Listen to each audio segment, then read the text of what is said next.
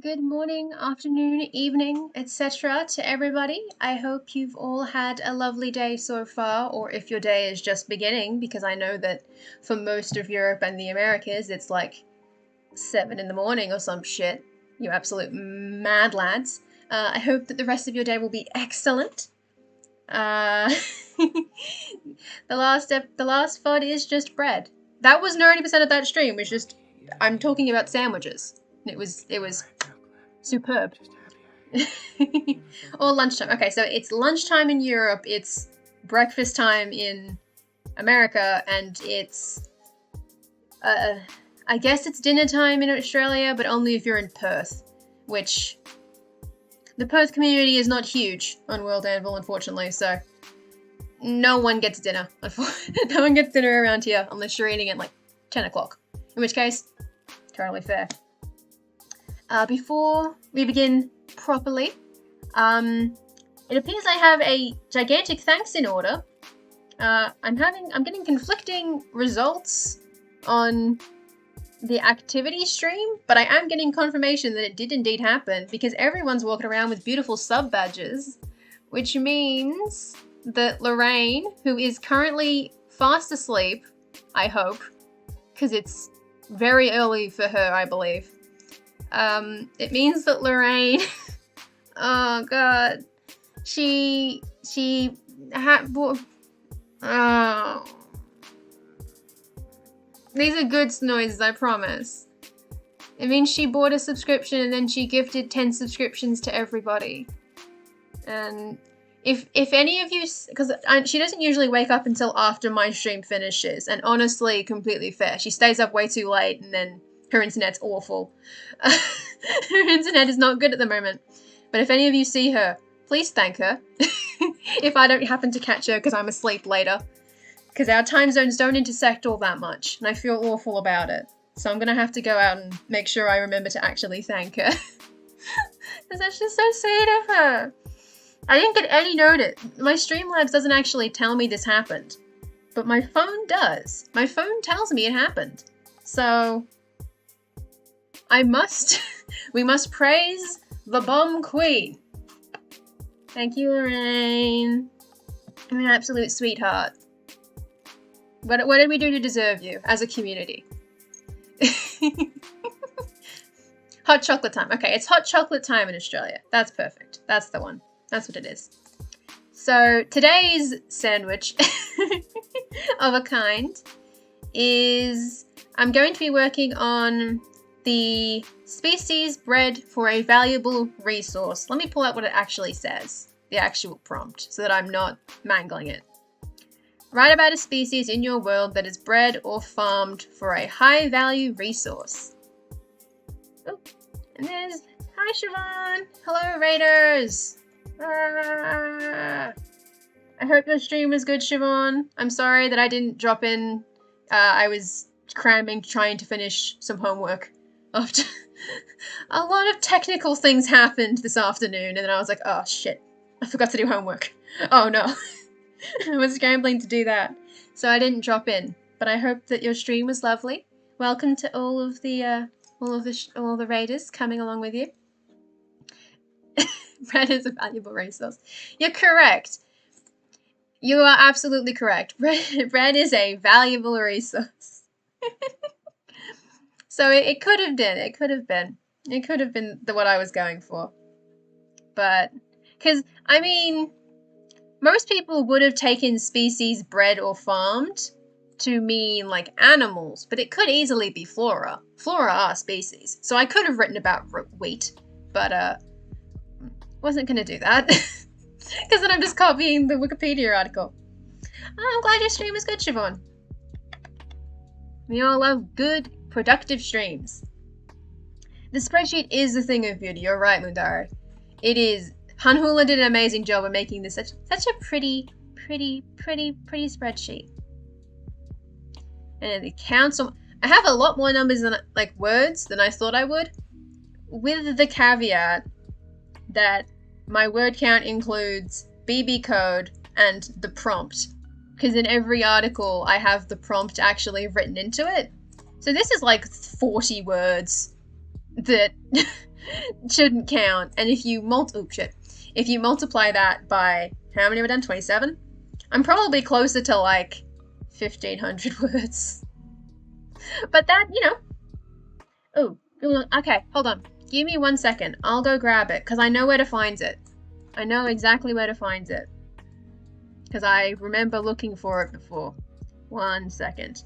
Because we didn't pin it for some reason. Like fools. We did not pin it in the summer camp channel. Oh no, it's not letting me search for Hanhula. No. Why do you do this? Discord, please. Discord's doing that thing where it doesn't want to acknowledge people exist. Ugh. Okay. Oh, okay. Includes link. Fuck. Has link. Oh. In summer camp. I'm doing this on the other side, and then it's spreadsheet. That should find it. Nope. There we go. Here we go. Here we got it. I got it. I've got it. I found it. Oh, okay. So this is literally Hanhula's spreadsheet. So you have to copy it. So let me just pop that in here. Boom. It's literally Han's spreadsheet. And if you just make a copy of that and then obviously remove that part, change the name. And then you can fill in all the beautiful, beautiful... It's just a beautiful... It's good. It's a good spreadsheet. And I like it. I wish Google Comments were more useful, because I've been making my notes in Google Comments, and it's not very useful for that purpose. They're too small. I need to make it, like, huge. But no. Tiny, tiny Google comment. I'm like, no. It's really good for making notes on my phone, though. Because I can open it very, very easily. Yeah. You're welcome, Indare. Don't thank me, though. Thank Hanhula. She's the one who actually made this. Because she has another spreadsheet for World Ember as well. Because she's the spreadsheet magician. It confuses me. I'm like, oh. Yeah. Found out about 70-ish words per prompt in my BB code and other non-word stuff. Holy shit. 35,000 words. Whew. Those are chunky articles. Yeah, they're just like, they're exactly like Excel. Sheets is Excel. This is Excel comments. And it's really good for my phone because when you open the comments on a sheet on your phone, they go like the full length of the phone. It just fills the whole thing. And that means you can actually read them. But as you can see, this is not readable. This is not a readable thing. And if you click, it goes down to the bottom again. So it annoys me that it's not actually useful. Or as useful as it could be. If I could make the comments bigger. Mwah. Tired. Oh, mood. Mood. Sleepy times. I'm sleepy on Tuesdays. So my idea for the species prompt was initially sheep? Sheep? I'm pretty sure I made this note during a class lecture. I think math works out that I literally wrote sheep during the middle of a lecture. And then a couple hours later I went, Gemstone Crab, what turn rock to shiny? I believe that was Day's idea during last week's stream, the unpacking for silver. So that's what we're going to end up writing about. A crab, what turn rock to shiny? And so, like, I guess the main inspiration is, like, sand bubbler crabs. That was my immediate thought, because they, like, eat sand and then they just leave behind balls of sand. So what if, when eat sand, become diamond? That was the entire thought process. What if eat sand become diamond? And so, Streletian gemstone crabs. I did the cafe coffee trees. Yes!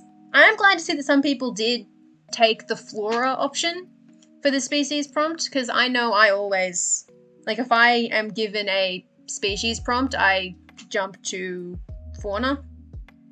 I think of all of the species articles that I've written, one of them is a plant. One of them is a plant. It's from last year's summer camp where they were like right about like, I think it was literally right about a plant. And so I wrote a plant. And that is the only time that has happened. Hold on, let me remember what it is. I do remember. Liatum. Yeah. So I've written a single plant species for the write about an important plant. It's only plants. It's only plants. Ooh, chunky seals. Nice. The apex predator could have been a plant. You're right. That would have been a very interesting way to approach that prompt. Because, I mean, yeah, you can absolutely do that. Or like with fungus, you can do fungus for that as well. Don't have a sheep rule. There aren't actually that many sheep where I am. I'm far more likely to see cows. There's just a lot more cows out my way. A lot more cows and horses. Not a whole lot of sheep. It was like when I went to New Zealand. Like I went on a holiday to New Zealand a couple of years back. And I was there for like, what, 2 weeks? And I was only in the North Island. It wasn't until I got like near Wellington that I actually saw sheep. Which was confusing. Because like the entire cultural stereotype of New Zealand is that they love sheep. Where are the sheep? They're all in the South Island. They're all down south, and I'm like, oh, wow. I missed out then. Like, I think the first time I saw sheep was when I went to Hobbiton for a day trip. And I was like, oh, okay. There's the sheep. They're all the way over there on that distant hill. Past the hobbit holes, past the trees, past the bar. I see them. Ooh, species of sentient plants. Nice. I don't have any plant species. Maybe I should have. I do have a spot where I could put some plant species that like move. There are 2 locations I can put them in, so I might have to remember to do that at some point. And Delian surrounded by sheep. Scotland's the land of sheep. There are a lot of lands of sheep, really. And New Zealand still has more sheep than people. It might. Yeah. Hobbiton. So like the place in Lord of the Rings, like they have that in New Zealand. You can visit the set where they filmed all the scenes like in the Shire and such. You can even, well, you can't go into the homes because the homes don't really exist, like because of the size constraints. The interior sets are in Wellington somewhere, like in a lot in Wellington. But the actual hills with the doors and the lovely gardens, the huge tree, real thing. There's a bar, there's a mill. It was a very lovely trip. It was a fun day trip. That's pretty much the only thing I knew that was going to happen when I went to New Zealand was I'm going to see a lot of greenery and I'm going to go to the Shire at some point. I was not super clued into what was going on when I went there. God, I want to go back to New Zealand so bad. It was a very, very nice holiday. And Helm's Deep is yes, there's like a whole like holiday package for all that. You can I think you start in the Shire and then you go further west and you can go to Mordor. But it's way further west and it's like a full like tour bus thing. Whereas if you want to go to Hobbiton, you can just drive there yourself. Like you drive to this farm in the middle of nowhere and that's the Shire and stuff. But then you can get the tour bus there as well and then the tour bus will keep going. And then you'll end up at Mordor and then they'll bring you back. But I didn't go there unfortunately because we were on a somewhat limited time constraint that we had to be in Wellington soon because we had to split. So we had to make it to Wellington and like chill out.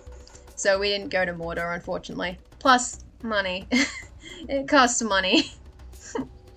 Money is not a thing we had much of at that point. We're like, well, we're going to New Zealand because we have to, so we're gonna slide in a week of holiday, and then Dad's gonna keep doing his work trip, and we're gonna come home. God. 4 a.m. taxi rides are the worst. Yeah. In Scotland, you're never more than a few hundred meters from a sheep. It's a field with a nice. There used to be a field near my house that was full of horses. It was like a horse paddock. And I'm like, what? Why is there a horse paddock?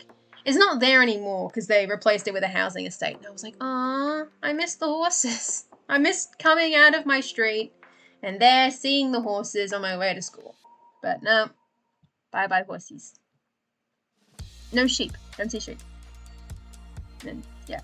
New Zealand is beautiful. I highly recommend New Zealand. I only went to the North Island, and my understanding is South Island has more sheep and less warm weather. It's just kind of colder down there, but it is also beautiful, like the whole thing. That said, Rotorua is going to see the geysers.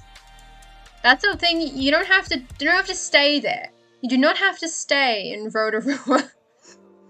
If you do, don't stay in the places really close to the hot springs, because it stinks. Just go further up Main Street. Just go further up Main Street. Just, you know. And you don't have to stay there that long. There's not that much there. You can go for a day trip and see the big swoosh, and then you move. You move on. You go to, like, Lake Taupo or something. Because Lake Taupo was gorgeous. But we were only there for, like, an hour. Yeah. Yeah. On the bucket list, so New Zealand, so I want to go back to New Zealand. I want to go to Canada at least once. I want to go to Scotland at least once. I love to visit Ireland. I want to just go everywhere. There's just so many places. We all just want to go everywhere. Group around a bunch of little farms and horse paddocks, all apartment buildings now. Aww. I hate when that happens. But at least, like, sometimes when I go, like, to a specific shoe store, like, way up, and I say way up, it's like 30 minutes out, I pass by a farm with peacocks on it, and I'm like, why are there peacocks? What's happening? When did you get here? Kilsyth is a weird place. There's just peacocks. I'm like, okay. There's an emu. Emu should not be in the city of Melbourne. There should just not be an emu here, but there's an emu here. Okay. That's the outer suburbs. We love Kilsyth. It's technically not Kilsyth, but it's fine. My part of New Jersey is big on horse breeders, trotters especially. Yeah, nice. Father for a while was talking about packing the family up, moving us to Auckland. Auckland is very nice. Very hilly. Most of New Zealand, very hilly. The streets are very hilly. When I was in Auckland, the hotel we were on was like on the top of a hill. And so we had to walk down a really steep hill to get to the nearest countdown, which is the, like, supermarket and stuff, to buy groceries, because we were like, yes, we're just going to buy a loaf of bread and a bunch of crunchies. So we had to walk down a fucking hill and all the way back up. And I was like, oof. Wellington was less hilly, but we're still, you know, there was still lots of inclines. I'm like, ugh. Rotorua, flat as a brick. It was a flat town until you go out and you go to, like, you know, the lakes. You basically leave the city limits and it's like hills again. You're like, oh, alright, here we are. Hill climb. Yeah. They were filming the series of Outlander all around where I live. You recognize places they live. Oh, yeah. Oh, that's cool. Being able to recognize, like, places in film because they're near you is always great. I wouldn't know what it's like. Apparently, like, the TV show Neighbours filmed at my local cinema once. And by once, I mean, like, in the 90s. And I'm like, I wouldn't even recognize it if you told me. I'd be like, oh, that's the specific village cinemas? Huh. Okay. I assumed it was in Sydney. Alright. Neat. Most Canadians don't even see Canada, it's too big. Yeah. That is true. There's a lot of, like, distinct zones, like, distinct regions, because, like, there's Quebec, there's Nova Scotia, there's Vancouver, there's, like, British Columbia. Well, Vancouver's a city. I don't remember which section of Canada that's in. There's just all these places, and I'm like, these are basically distinct countries on some level. Keep forgetting that the Scottish people actually do live in Canada. Like, oh yeah. There's a whole thing. I don't even know. Well, yeah. There was Nottingham, moved to New Zealand for a couple of years, moved to Ontario. Nice. What's the... You watched that? Oh, that's cool. That is so cool to, like, see. Oh, God, I wish stuff actually happened out where I live. Nothing happens. Though, having said that, I had the funny thing yesterday where I was talking to a bunch of friends, and we all live around Melbourne or somewhere. And I'm like, yeah, my suburb's pretty boring. Nothing really happens out here. Like, you know, it's just quiet suburbia. It's not like one of those suburbs where, like, people get beat up at the stations or anything. It's just fairly chill. And as I'm saying this to my friends, I get an alert on my phone from, like, the state emergency app, and it's like, fire on, like, your local street. And I'm like, okay. And then I get a second notification for another fire, and I'm like, okay. And then one of them disappears, and one of them changes type. And then when I leave the room to go talk to my parents, they're like, oh yeah, another car got set fire down at the park. I'm like, oh yeah. I forgot that happens sometimes. And sometimes just some local asshole just sets fire to a car. I'm like, oh, yep, here we go again. Another car fire. Always the park. It always burns the tree. We're like, okay. I guess something does happen here. Arson. Oh, God. No one else will find that anywhere near as funny as I do, because no one else was there. Oh, jeez. That's like because every city in North America except itself. Oh, jeez. Okay, so Gemstone Crabs. God, I don't even know what to write about for crabs. Because they are just crabs. Ironic, yeah. Some kind of irony. I'm like, nothing happens here. As I speak. Something is happening. And it's the same people doing it. We're like, okay, well, there we go. It happens again. I don't have pictures this time, but I did have pictures last time. Because, you know, it's the second time it's happened. I'm like, okay, cool. Oh god, there are so many fields on the species template. Oof. Vancouver was the filming site for Grimm, Arrow, Flash, Supergirl. Yeah. A lot of stuff gets filmed in Vancouver. I'm pretty sure there was, like... Wasn't there, like, a Bollywood film that was supposedly set in New York that was filmed in Vancouver? And it's like, okay. It's cheaper to film in Vancouver. Fair enough. Give me a rhyme 20 minutes. This is not the worst that's happened, because when we had the Doctor Who chat, when we did the unassuming person, that was last Tuesday, I'm pretty sure as well. I'm pretty sure I didn't write for a full hour while we talked about Doctor Who. And I was like, okay. Oops.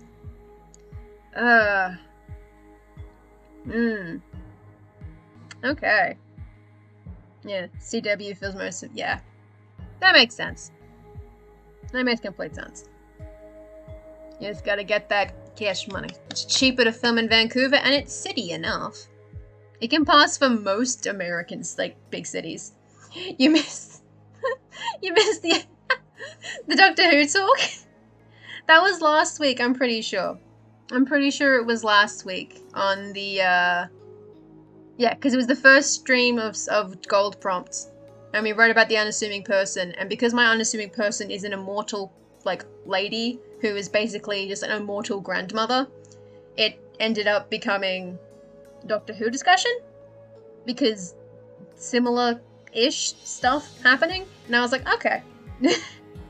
Yeah, I thought you were there.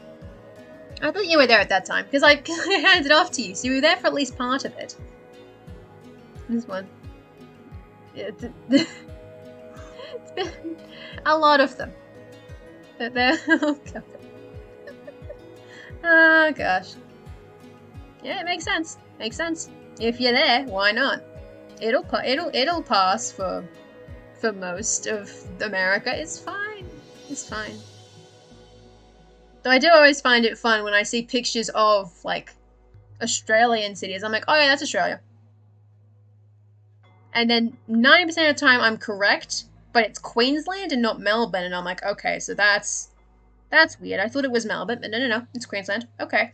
And then I think one time it was Canada, and I was like, I feel betrayed. I feel like I have been betrayed that I thought a Canadian city was an Australian city. None of that makes sense. That does not compute. I'm like, god damn it. Okay, so Gemstone Crabs are a rare species of crab found only in and around Australasian crab. Yeah, get why. It's cheaper to film in Canada than the US, and can view. Yeah, absolutely. It makes complete sense. You can do that with a lot of, like, there are a bunch of places around the world where it's like, this can, you can work with it. You can make it appear as most stuff. It's sort of like how, like, if you were like an Australian-based production and you're like, oh, we need to film a scene in China. Well, Chinatown is right there. You just go to Chinatown. You can go to all the different Chinatowns. Every city has one. Just go there. It'll do. You're listing all these doctors and I'm like, I don't... I still haven't seen any of it. I know some of their names. I'm like, yes, I know some things. All old men except for, like, you know, like 4 of them. I'm like, okay. I can't remember the head of it.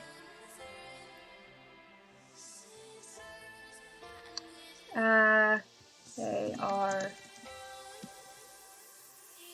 both eaten as a delicacy and farmed for their unique. Oh, no, bread. We're gonna bread.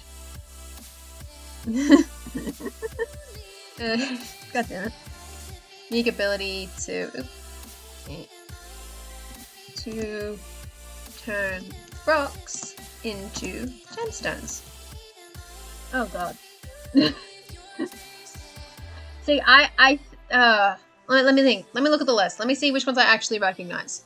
So I know William Hartnell vaguely, because he's the first dude. I know Tom Baker by name. But I couldn't tell you what he looks like. I couldn't tell you what William Hartnell looks like either, but, like, I know he exists. I think I know about Sylvester McCoy, but I might not know him from Doctor Who. Paul McGann, maybe. I know of John Hurt because he was in the bonus thing, because he was, like, the War Doctor or something. I'm familiar with him. And then I know all the recent ones. I keep forgetting Matt Smith exists, which is unfortunate for him, because I'm sure he's a talented actor. But of the new Who's, he's the one that I don't know. Because every time I look at him, I'm like, oh yes, I remember being on Tumblr in 2012 or whatever. I know what this means.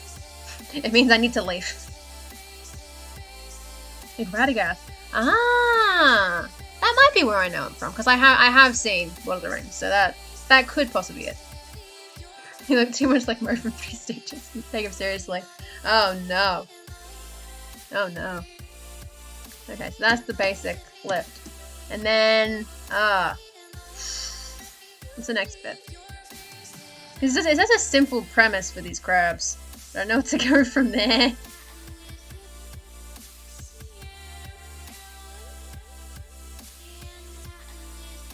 Have I seen The Curator? Oh, well, no, here's the thing. I haven't actually seen the special with John Hurt. I just know it by reputation. Because I know, like, I've seen, like, I don't know, one Doctor Who theory video at some point, like, from before Peter Capaldi came on, where they were like, oh, there was this whole thing about the 13th Doctor being, like, a big deal. But technically, we've already had one because there's John Hurt from the special. I'm like, oh, okay. Okay. You can tell me anything. I will believe you. So I don't think I have actually seen Tom Baker. Because he's not the old dude who cameoed in the Christmas special. Well, I said the Christmas special, the Capaldi finale. That's a different old dude. I'm pretty sure. There's a different old dude. I don't remember which one, but it's different old dude. It's one of the older doctors. I don't remember which one. But that's not the one with John Hurt in it, because that's the other one. That's the, like, inter-series thingy. I think. I should stop talking about Doctor Who, because I don't know what I'm talking about. That was someone else. Okay, so someone else was playing the role of William Hartnell's Doctor. Okay, got it. I knew it was somebody. That's it.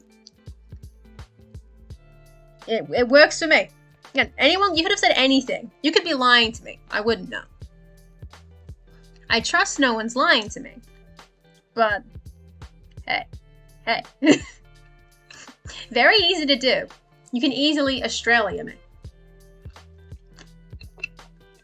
It'll be excellent. I still need to actually see the show at some point. I've seen one episode. It didn't tell me a whole lot, so I'm like, okay. Excellent. I definitely know what I'm talking about. You watch like one 40-minute video and you're like, aha, I've got it. And then you watch one episode. You're like, okay. I figured it out.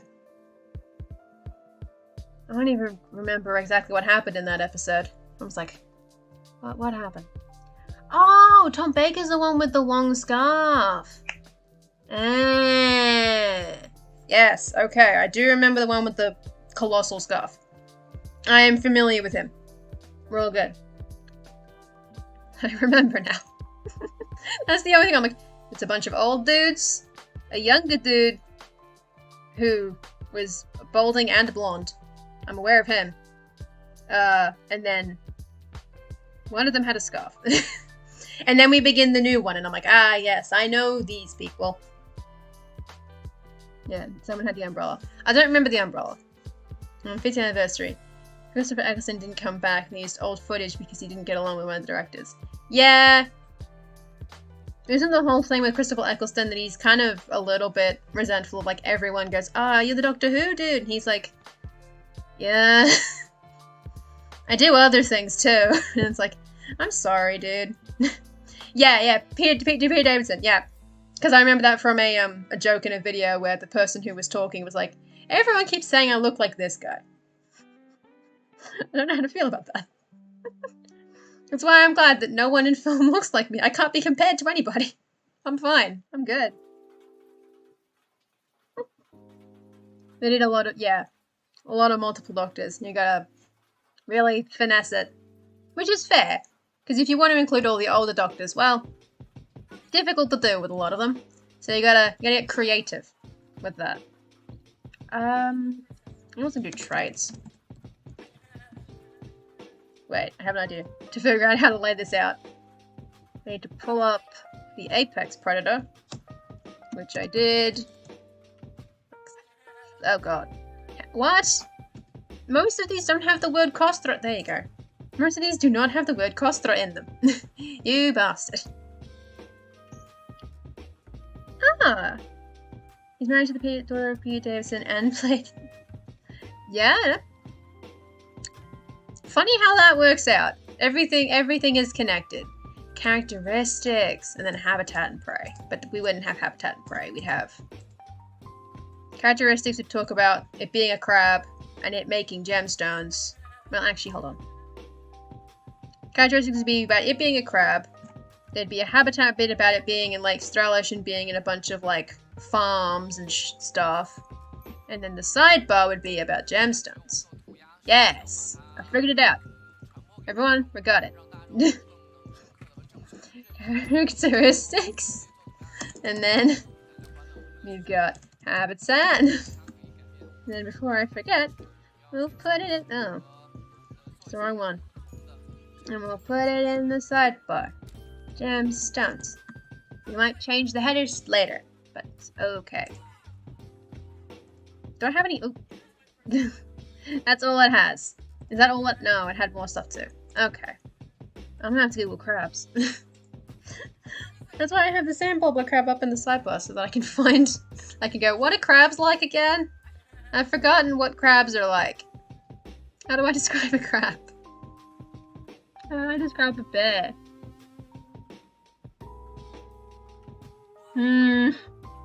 How do I describe a crab? I mean, are they small? I don't know. If they're pooping out gemstones, they can't be that tiny, right? I mean, they can be, but they have to be bigger than a sand bubbler. Have I seen the theory that Doctor Who played a part in Harry as Barty Crouch?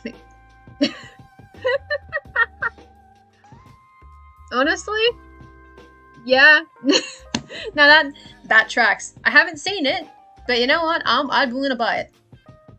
We're gonna connect them all together. God, I always get confused when I like, I'm gonna like, oh, here's a clip from Goblet of Fire. And I'm like, oh, David Tennant over here. Shit, I forgot because he only appears at like the beginning and the end of the film. Like, when'd you get here? Jesus, and just appears. Tamatoa was huge. True, Tamatoa was huge, but he wasn't making shinies. He was collecting shinies. These crabs make shinies by, I guess, being miniature compactors. Because the whole idea with most gemstones, like diamonds and stuff, is just compressed carbon. I know it's more complicated for other gemstones, but it's just compressed carbon. So they basically just have they just compress the shit out of it. So I feel like they had to be decently sized to both filter and compact. But they don't have to be huge. Like, they're not going to be like biggest crab material. These are not going to be Tamatoa crabs. But they're going to be decently sized. We're going to Google crabs now. And then became the bad guy in Jessica Jones. And then the whole time he was a devil, I don't know. Listen. Alaskan king crab. Oh no. Oh no. It's not gonna be that big, I don't think. Oh no. Oh Jesus Christ. Jesus. I wasn't prepped. Do they not just give you the normal names for these things? Oh god. They're huge. And a cop in Broadchurch. He was a cop in Broadchurch. Where he starred across Jodie Whittaker, who is the new Doctor. It's like, huh. This all connects. Good lord. They're too long. Too long. Legs too long. Nope. Sorry. Can't do it. King crabs, legs too long. Can't do it. Like this size of leg, this is good leg. Any longer. No. You went to like the creepy crawly like skiddly. Like the whole reason that spiders are funky is they have long legs. Pretty much the only spider that gets away with having long legs is the daddy long legs because it has the skinniest legs imaginable. So it's like this spider can't do anything to me. But like it's either long or too many legs. If you have too many long legs, there's a problem. And that's when it gets into skitter territory. And that's when the fear takes hold. That's when I'm like, oh shit. I've realized it now. I've recognized the pain. Land crabs tend to be smaller because of gravity, but if anything's possible.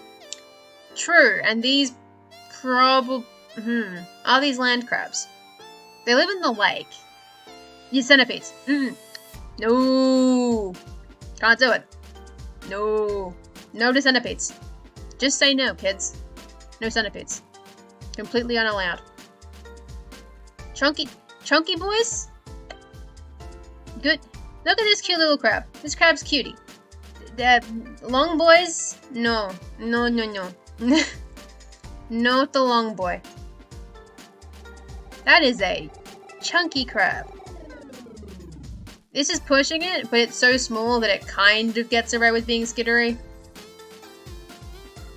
What about your giant crab spot? Yeah, huntsmans are a bit... Ugh. Huntsmans are a bit... Not a fan. Not a huge fan of spiders. I was just thinking like the immediate first instance was, yes, the daddy long legs. Long legs is literally in its name. And they're fine. Mostly just because they're too small to like bother me. It's when they're bigger that I'm like, oh no. No big spiders allowed. No. 1 small spider? Okay. 2? Nope. Bad. That was a bad time. Okay, let's pick a spider. Pick a crab. If it's a lake crab. Hold on. What crabs live in lakes? What crabs live in the lakes? That will be our equivalent. Crab live in lake. Well, freshwater crab. Excellent. Go away, Malwabites. That doesn't even look like a crab. It's sideways. Okay. Looks a bit like a squid. That no man about too. Yeah, exactly. Yeah. So, basically a harmless, weird long boy. I'm like, okay, this is fine. Crayfish. Yeah. Yes. No, that's distinct. Crayfish is something different. This is not a crayfish. This is a crab. At least it has to be a crab now because I've made a lot of references to crabs in previous articles because of the active area. I'm like, yeah, kids love crab. They love having this delicacy of crab, so it has to be a crab. It cannot be a crayfish. But crabs can live in lakes, so it's okay. They're just freshwater crabs. So I guess they're a bit bigger. Oh, not the funnel web spider.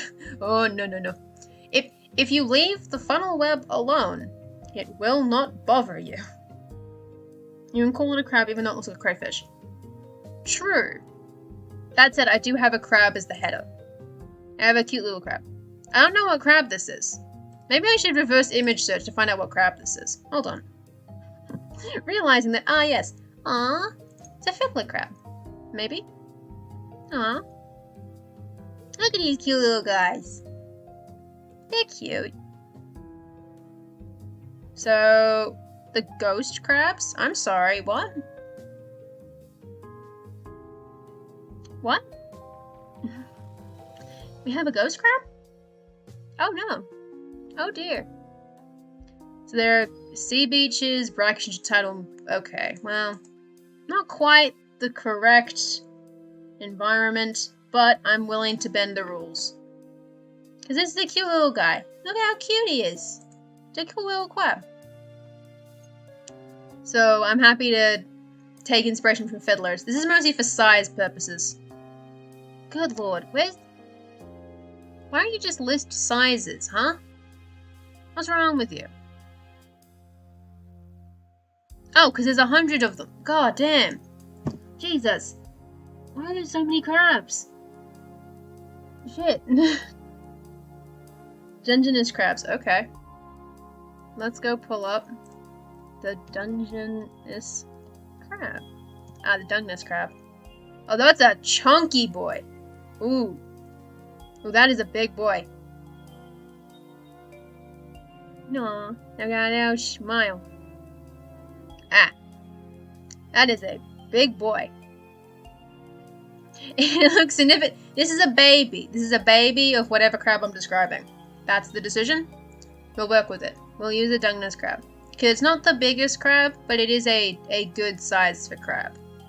It is a solid, chunky boy. About 27 inches across. Yeah, so about 20. Delicacy. These ones make not that big, but compared to the little baby, decently sized crab. It is a decently sized crab. Chunky but not huge. Exactly. That is the distinction. Chunky, not huge. And very tasty, apparently. I haven't had crab in a while, so I don't actually know what crab I've had. And good land legs. Good skitter. Their legs aren't too long. They're a good proportion of leg. There is no skitter. I mean, all crabs skitter. But, you know, I have to see it in motion to feel the feel. Unlike with, like, sea crabs, where their legs are just too long. And that's just a, No. No. So, about 20 centimeters. Okay, well, alright. Where's the buttons for that? Oh, they're extended. I was already where I needed to be. Damn it! I was in the correct spot. So average lifespan. Okay, I can work with that. Grade 2. True. Long legs are good for food purposes. But for aesthetic purposes, no thanks. No thanks. I say no thanks. Am I getting a year on here? Can I read? Hold on.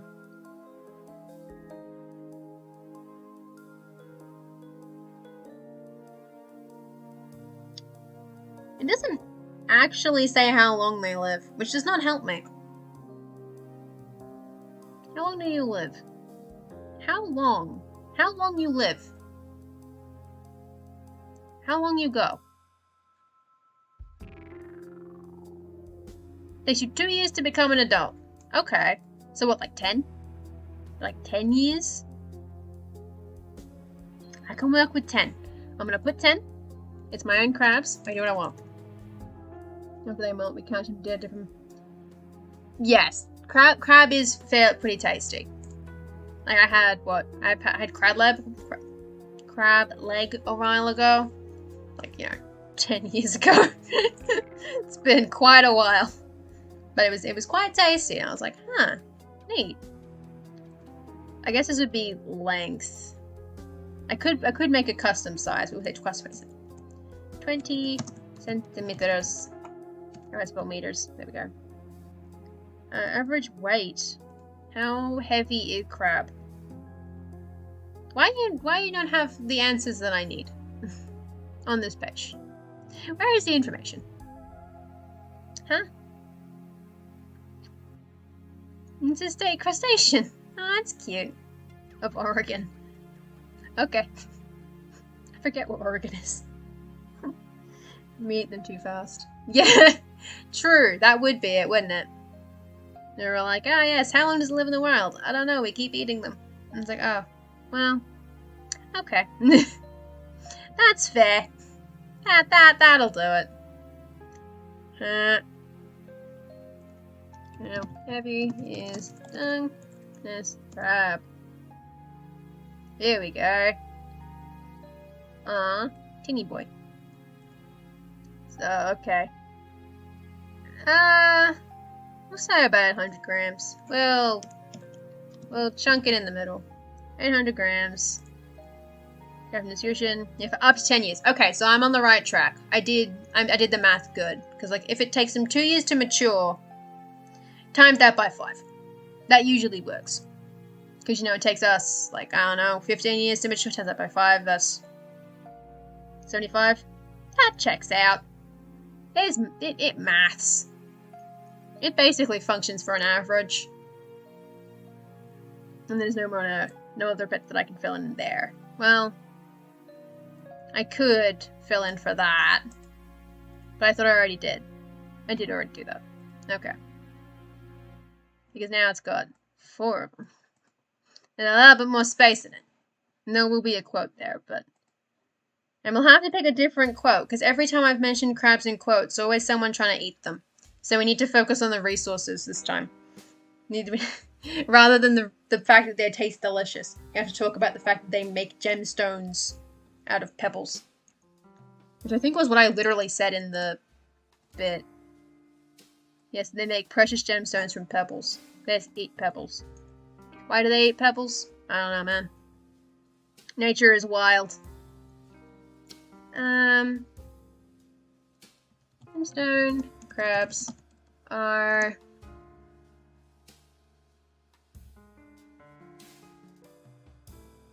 an average-sized crab species.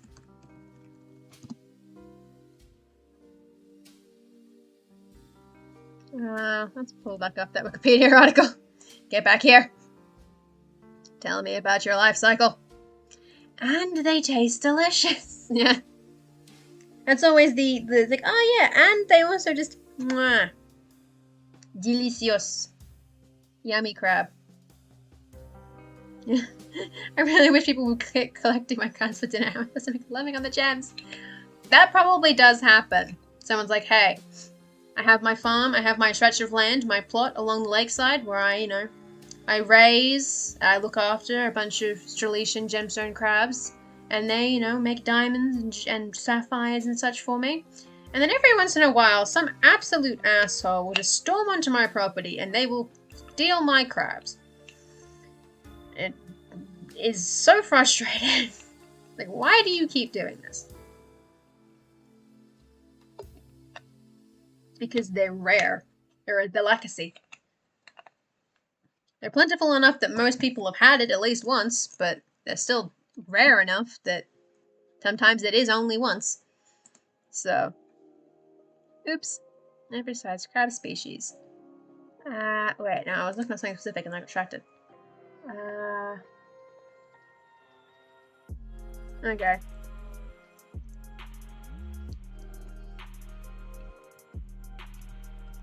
Crabs take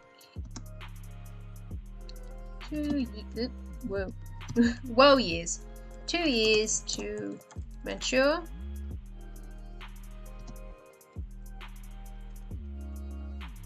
And I don't know how much I'm going to actually be able to say about crabs. I'm really bad at writing species articles, which is why I don't write them. Except when I have to. Like with the dragons.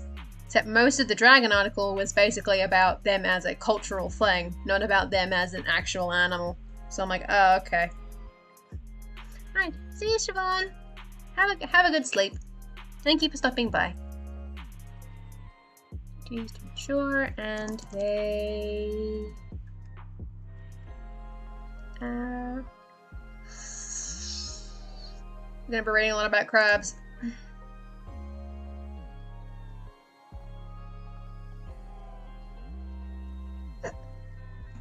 Oh boy.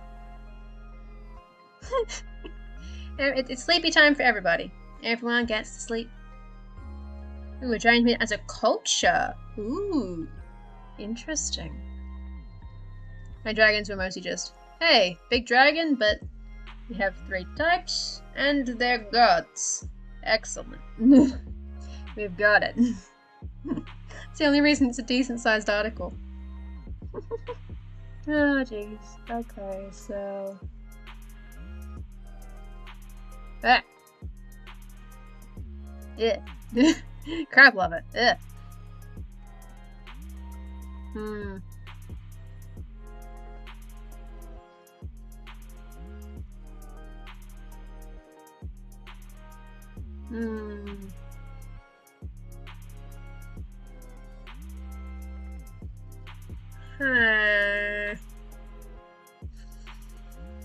I don't know how to write about animals. I don't know how to do nothing about no crabs. Main characters is a dragon. Nice! Hell yeah. Not as a prompt, but I'm working on a werewolf species that is a culture. Excellent. Lots of cool fantasy, got cool cultures, and world building happening outside of summer camp, which is good. The one good thing, well, I said the one good thing. Ugh. How ungrateful. One of the good things about streaming is that it means I'm going to do at least one thing every week. At least. And the dragons can mate with any other race. Nice. Nice. A lot of fun interplay involved in that. Go to bed.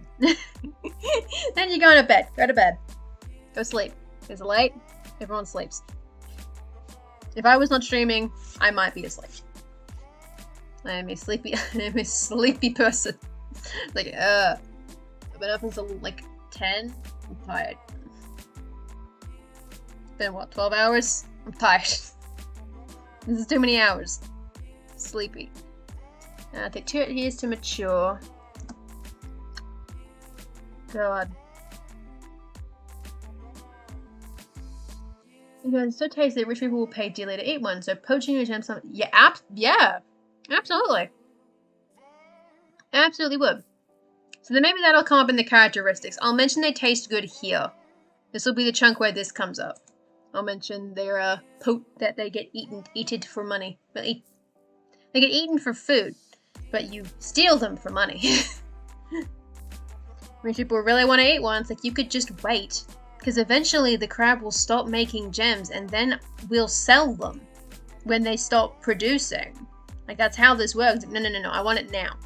Now. It's like, alright. No.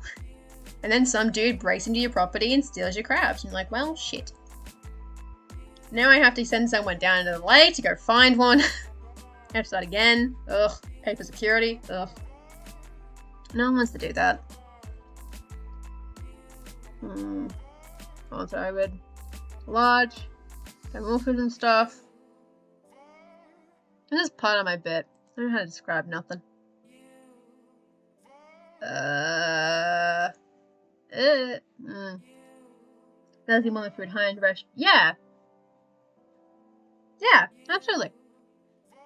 Far less poisonous than pufferfish sushis, but food is good. It is fancy food. Not quite to the level of like 1 in a million stuff, but it is a little bit. You know, you gotta work for it. You gotta save up to buy a gemstone crab for a dinner. You prepare for that. That is an investment. Except for the one time when everyone sells crabs and everyone's like, holy shit. One time a year, just crabs. That could be a different type of crab. It probably is. There are many crabs in the lake. You could choke on a gemstone. Oh, yeah, you could. And that would be the extra part of it as well, is that because they make gemstones in their stomach from what they eat. If you don't prepare it properly, there's just a gemstone in there. Oof. You're just choking on a sapphire in this fancy restaurant. Ugh. I don't know how. That doesn't sound fun. Oof. Oof. But maybe I won't describe that part. Maybe we'll just go. Wait. Gemstone crabs are fairly ordinary as crabs go. Average in size and coloration. Their unique trait is, well, I'm going to say the word unique a bunch. Average in size and as crabs go. They are average in size and their is it carapace? Is it called a carapace? I don't think it's called it is a carapace. Okay, cool. Excellent. I remember well. And their carapace actually when is it it's specifically yes. Yes, okay. It is the one I want, maybe. And their carapace.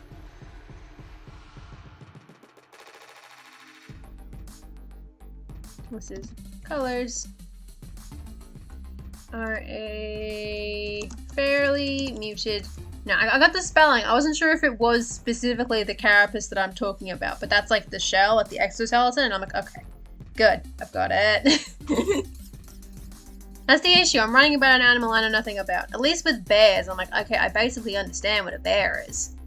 Just a big boy. Big boy. Whereas crab is like pinchy boy. I'm like, I don't know what to do with you. You're a mystery to me. You are in the water. I don't go there. That is the water is the spooky territory. We don't touch it. We don't touch the water. We leave it be. We drink it and nothing else. No water for me. You're fairly muted. Fairly muted range from blues to reds.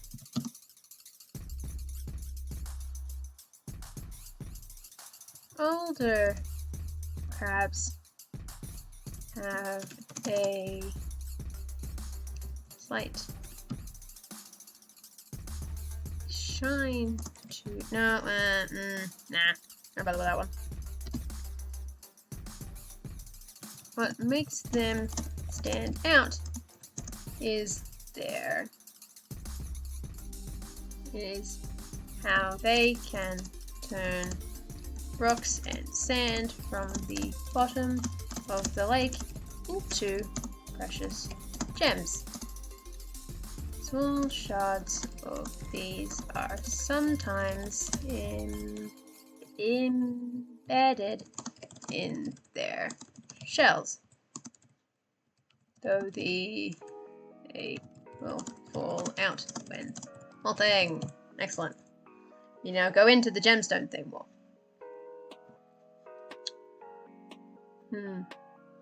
Basically, they literally just eat it, they filter out the bit that's good food, and they poop out the rest as a gemstone. And that's basically how that works.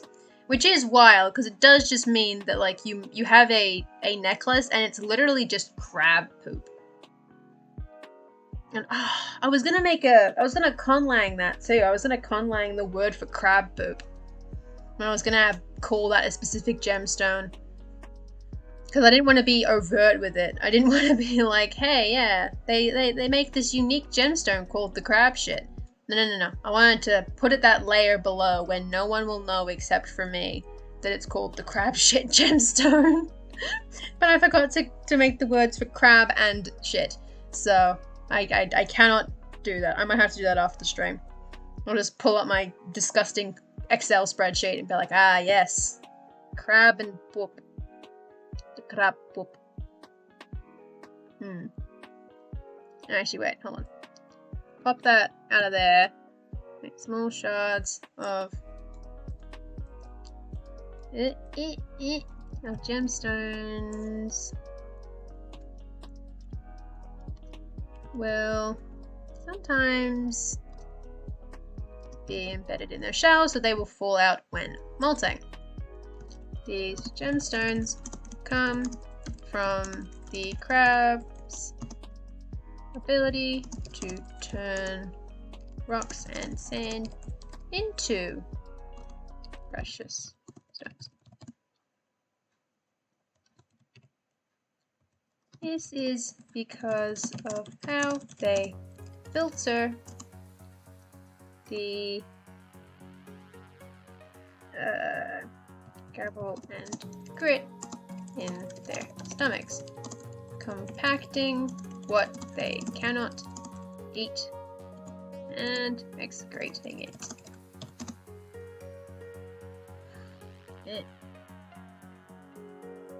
Oh god.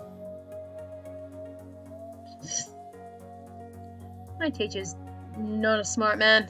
Like, I'm going to email you this, and I'm also going to post it, which means if you actually read your emails and look at the website, you get 2 notifications of the same thing. I'm like, thank you, Joel. Thank you. God damn it. One place only. Make it easy on me. Make it less annoying. Less notifications. You know, they currently eat and excrete again. We're going to go detail on gemstones on the sidebar, weren't we? So we don't want to talk too much about the gemstones there. And then turn rough hands how they filter gravel and grit in their stomachs, compacting what they cannot eat and excreting it.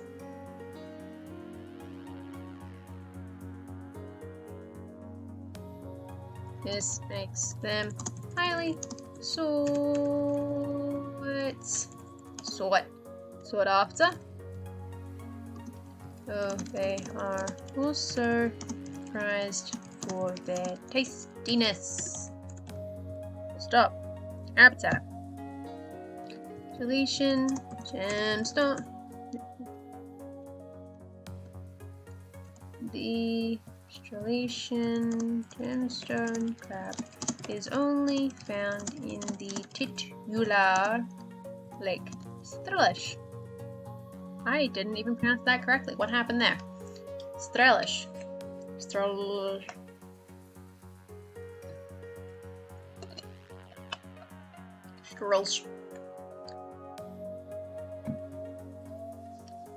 And literally like Strelish.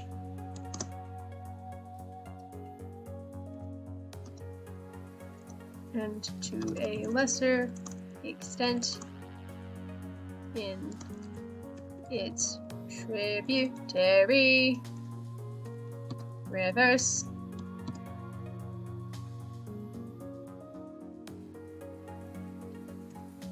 And along the lakeside.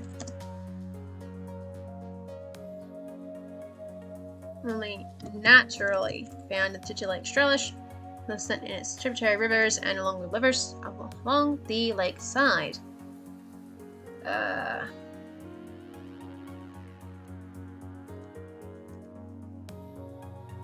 Many are also kept in purpose-built farms located further inland.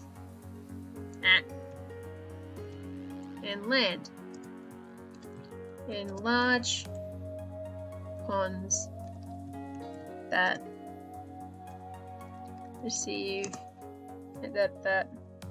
are turned over with the lake's yearly floods.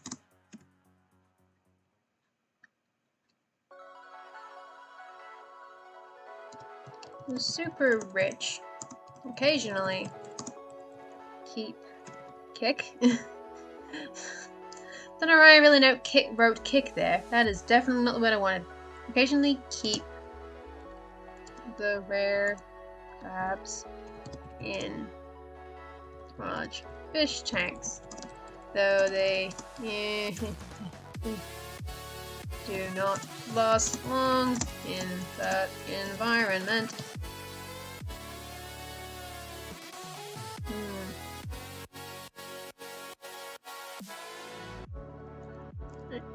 Gemstone crabs in captivity tend to have a shorter lifespan than those in the wild.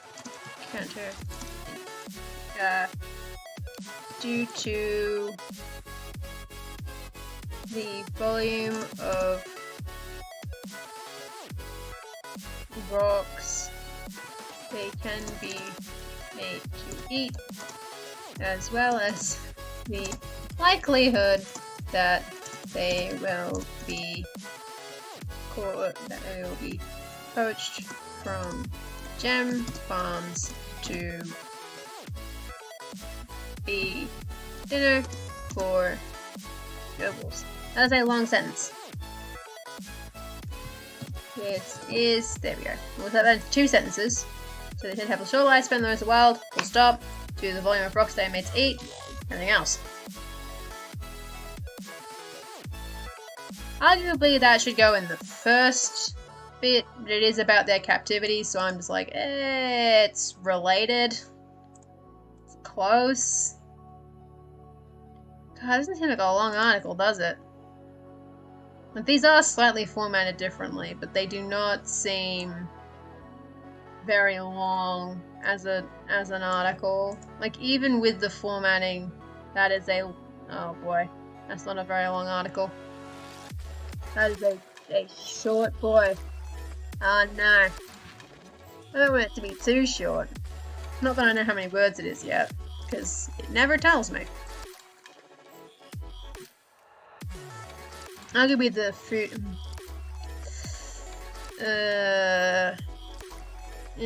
hold on. I'm gonna pop that. Yeah, what's something as well? Do you think? I'm talking about the fact that the gemstones depend on what they eat in the sidebar, but I need to have enough content in the main to make the sidebar not huge. Like, too big relative to the article, and size, caps, colors. Tough.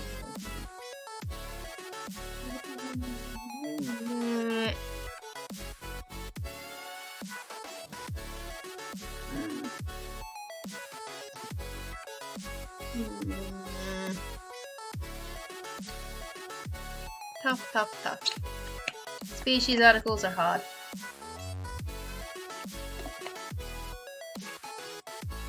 On the bright side of this rate, I'll actually be able to read somebody else's article for a change. Don't have enough to eat, likelihood of being poached, and they're for nobles. And rich. I guess it's for the rich. For the rich. Because not all of them are nobility, some of them are republics.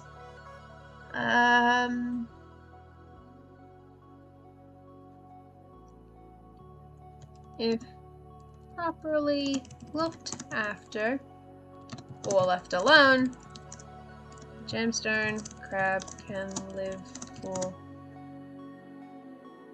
more than 10 years. And it's suspected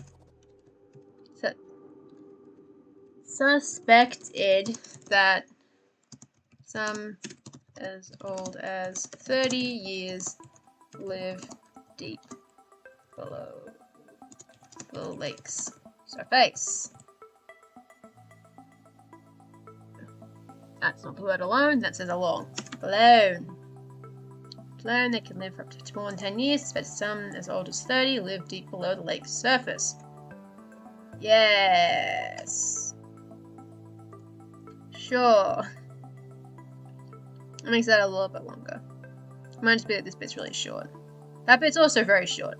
Just very short.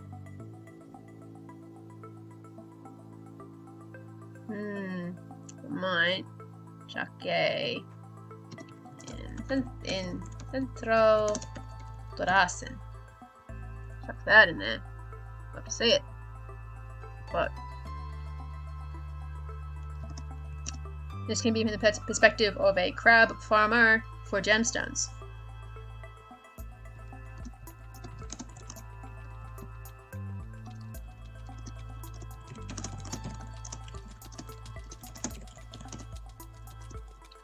Do some little bastards do break down my gate and steal my children. The children to serve up to some rich asshole. Nah, I won't swear. What do some local bastards do? Break down my gate and steal my children to serve up to some rich asshole.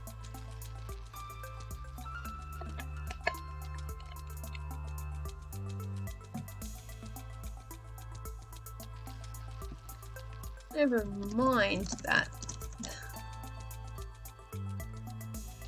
They're worth. The fact they're worth more dead than alive is absurd. Relation Gemstone Farmer. Excellent. I don't use the preview anywhere near as much as I should. I should use this cute preview that we have. The spacing doesn't quite work out the same way. That explains it. You know, hey. It gets most of it. That works. We're gonna go for the sidebar to get that gemstone bits in there. Oh, I'll get an image first. Gemstone. Mini gem. I'm gonna pick that one, I think. Not that I remember what that one looks like. Doesn't show me. I do not remember. Unfortunately. Never know. Gemstones. Type of gemstone. Produced by the crab. Depends on many factors, such as temperature of the water and the makeup of the rocks consumed. The most common type of precious stone produced are... What color do we reckon? I feel like rubies might be cute with that because it's red. I feel like maybe topaz. I don't give topaz anywhere near enough love. Topazes. Topazes. I can't plural topaz very well. Go back to rubies. Because what gemstones? I think no, I can't give them the gemstone that I've actually written because it's for a different continent. So they don't actually have those. And they don't make the opals, which I need to write about separately. Because they're a mined resource. They make rubies. They make rubies, sapphires, and small diamonds. Very small diamonds. Very teeny tiny diamonds.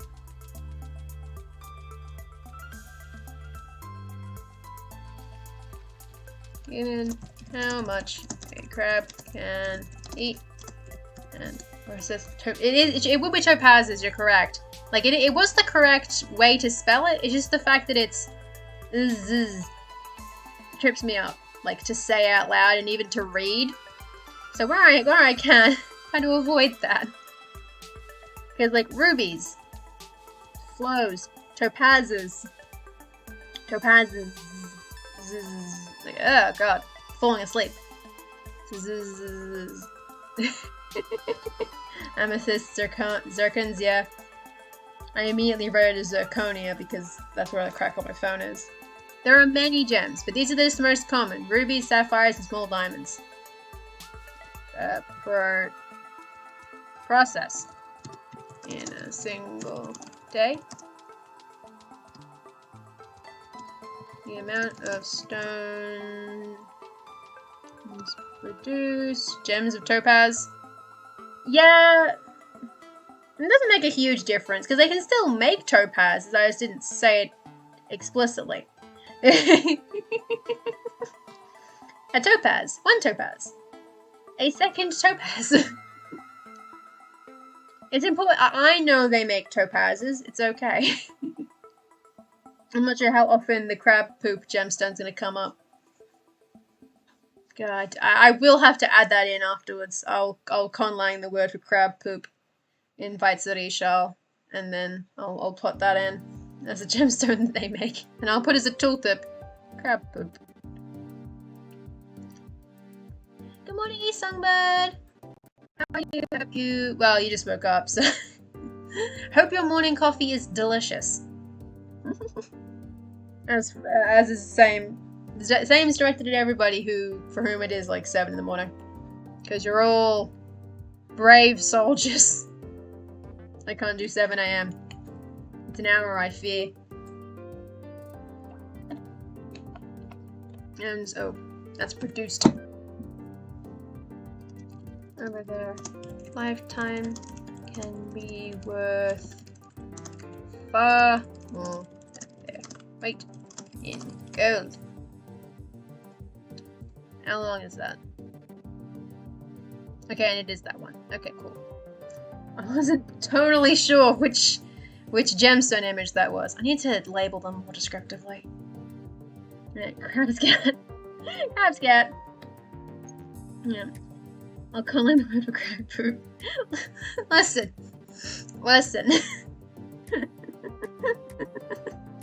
I mean coffee. Nice. So you're delaying the coffee. Bold choice.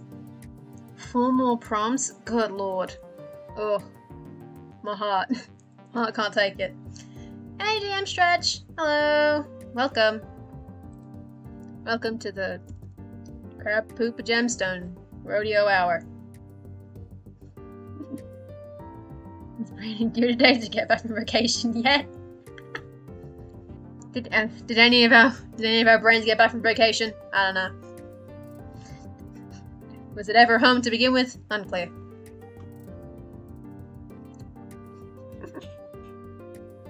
Excellent. Hard work. That was fun on Scribe stream last night because I was meant to work on the condition article because I was writing about the plague, the rainbow plague. I was meant to write that during the day yesterday, but then I was dealing with tech problems and homework. And so then I ended up accidentally being awake for Scribe stream and went, you know what, this is the perfect time. And so I wrote like 400 words on Scribe stream. I'm like, wow, excellent. Productive things are happening. Gosh. That was a fun article. Because I was behind because of tech problems. Ugh. And homework. A combination of things. Which is like, ugh, disgusting. This. worth and their rarity overall, unfortunately, leads to awful living conditions for many crabs. Poaching is depressingly common, and they are such a beloved eating delicacy. They're coming, and it isn't unheard of to. Oh. That's the goat. So when you first finish, go for says, "See you, Mido. Have a lovely sleep. Have a lovely nap." Out of to find a partially compacted gemstone in the stomach of a crab in a restaurant. I've immediately forgotten how to spell restaurant. That's not how you spell restaurant. There's no way there. It's just restaurant. It's not. I'll fix it. I'll fix it. I'll fix it. Oh no. Okay, that lines up. That's good. That is an article, baby. Okay, let's get the spell check up to fix the spelling for restaurant. It was E, wasn't it? I knew it. I knew it was going to be restaurant.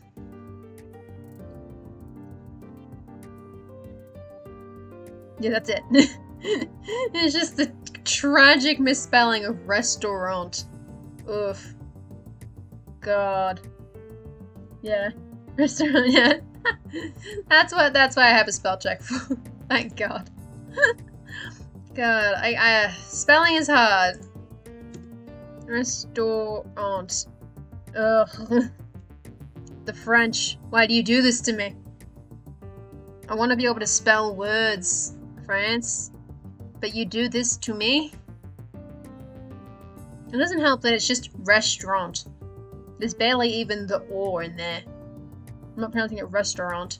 I'm saying restaurant. I'm like, ah! Ah! The words! They disappear.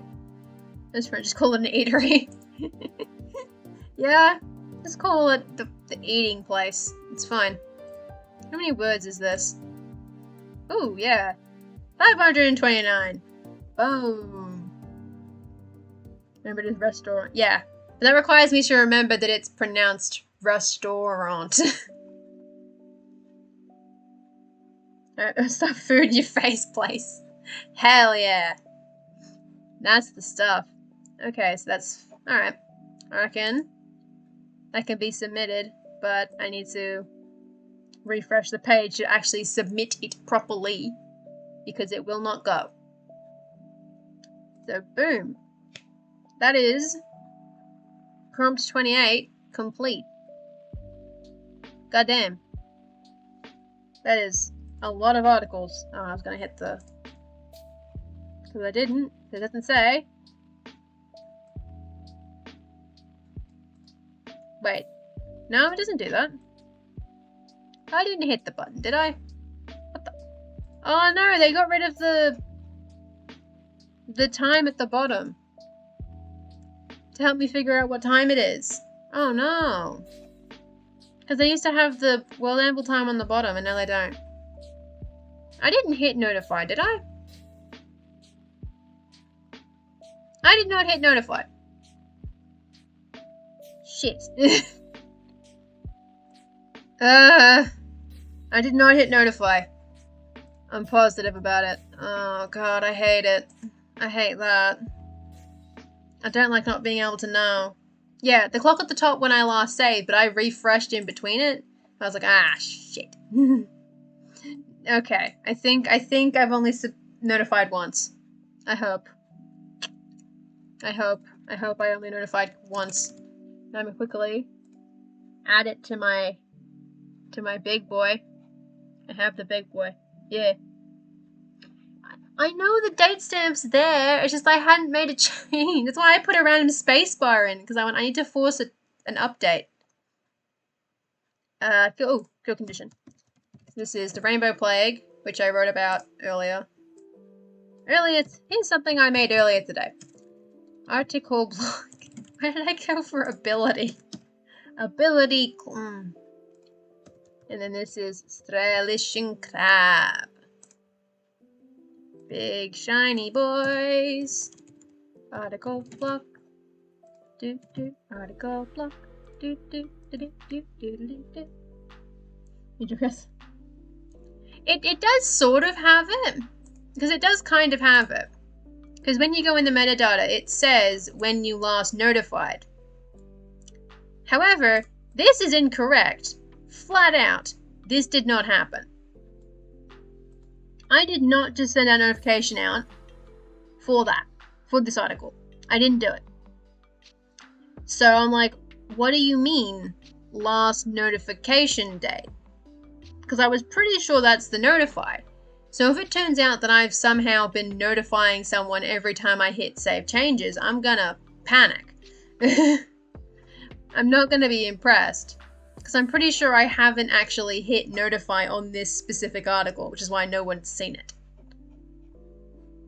Because it's literally just my combination article.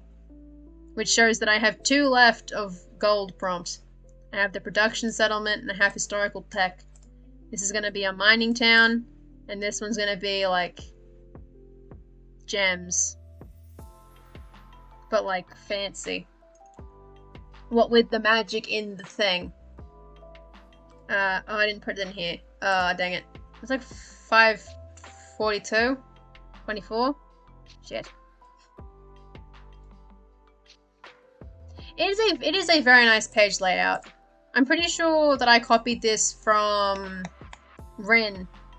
I believe Rin posted the BB code for it at some point. 529. Okay. 529.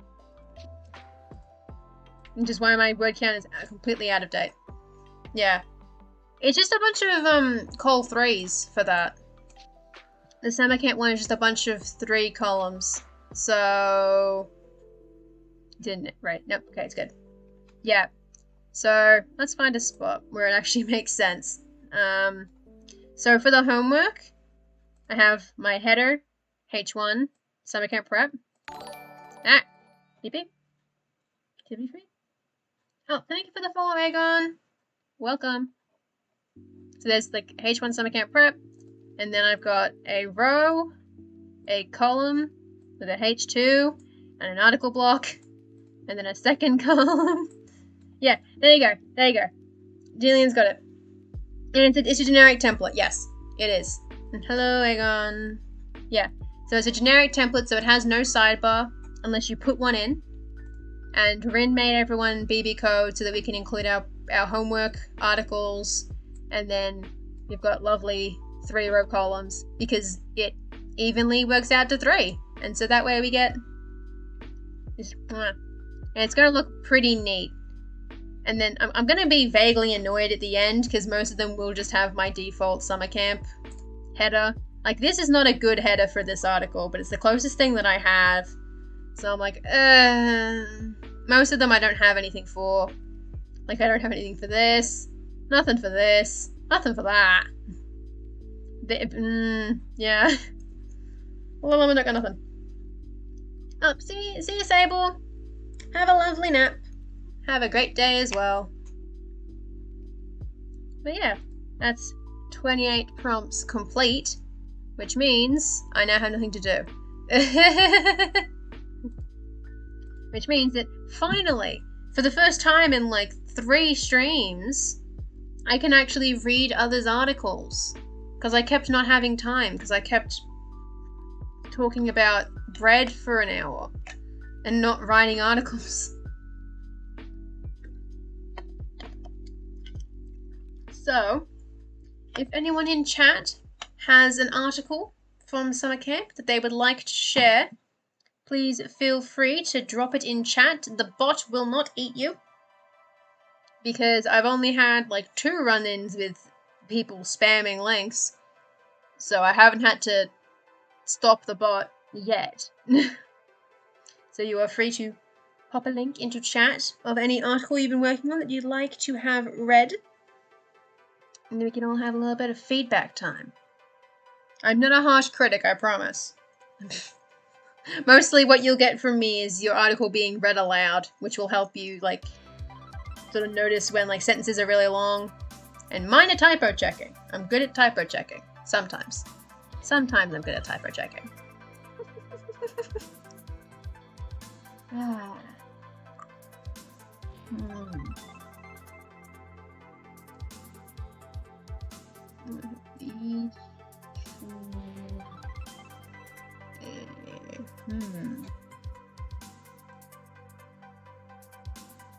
Here we go. Excellent. Ah. Keep opening the wrong things. Alright. This is one of your articles I haven't gotten to yet because I'm extremely behind on my notifications and I keep not reading things. That's gonna be my August. It's just me going, okay, I need to read everyone's articles now. Someone's gonna look through it like, why are all these 20 articles getting likes? Because I'm finally here. I'm finally reading. Okay, so this is the... Oh, there's an accent on that I. I didn't notice. Oh dear. It's the Vidnifi Festival. I don't know what E sound I can make. So, Vidnifi Festival. A celebration of cheese and autumn. Why are those people running and tripping over each other while chasing what appears to be a big wheel of cheese? And how do the Vacna have healthy men left after they keep tumbling down hillsides every year? Just say things. Yeah, I'm not going to get as hung up on pronunciation. I'm going to try my best to just move, to pick one and move. I never know how to approach other eyes though. I'm like, what does the other eye mean? To confuse newcomer. Yes, we got cheese chasing. Whoop whoop. The Vidnifi Festival is an annual event celebrated each year by the Vacna that marks the beginning of autumn. The festival takes place during the autumnal equinox, and the activities typically begin at around noon and last until sunset. Vidnifi is commonly known across all of Pekala as an event that involves incredibly rancid cheese and plenty of alcohol. Excellent. What better way to spend an evening than with rancid cheese and grog? So the cheese chase. One of the strangest aspects of the Vidnifi Festival is probably the way the whole event starts. Communities gather on and around a hill slope, and the local cheese producers present them their largest wheels. The village elder, or a representative from the town's government, will then measure all wheels of cheese to determine which is the biggest. The chosen wheel will be selected for the cheese chase, and its creator will be named the winner of the annual wheel contest. After everyone has finished congratulating the winner, participants of the chase will go atop the hill and commence their warm-up routines. Once everyone is ready, the victorious wheel shall be tossed off the side of the hill, and the participants will rush after it. Whoever catches the cheese wins the challenge. And they're all just like... You stay on your feet the whole time, you're a madman or you're slow. These are the only two options in cheese chasing. Evening activities. Once the wheels have been caught, injuries treated, and all the mud washed from the participants' faces, the evening feast will begin. People can choose to dine alone, in the company of family and friends, or together with the whole village or neighbourhood. Cheese consumption. During the evening celebrations, participants of the festival will get to eat all of the cheese wheels that were presented to them at the morning contest. Whoever caught the largest wheel has the right to keep it for themselves, but generally it is expected of them to share the meal with their family, friends, and the cheesemaker. Ah, cheesemaker. Can never forget the cheesemaker. They made it all possible. Beer and hangovers. Beer is a common drink for the Vacna, and it is consumed in abundance during the Vidnifi. Brewers often use the event as an opportunity to advertise their work and sell their goods. Many consider the day after the festival a holiday, as barely any work ever gets done then. Ah, yes. We have the Vitniffy Festival and we have the day of hangovers. God, it's delicious looking cheese too. I mean, that one's a bit. It's a bit colored, but like it looks like good cheese. I'm hungry now, and I don't even like cheese that much because dairy is complicated. But now I would really like some cheese. I don't think I have any cheese. Health and safety concerns.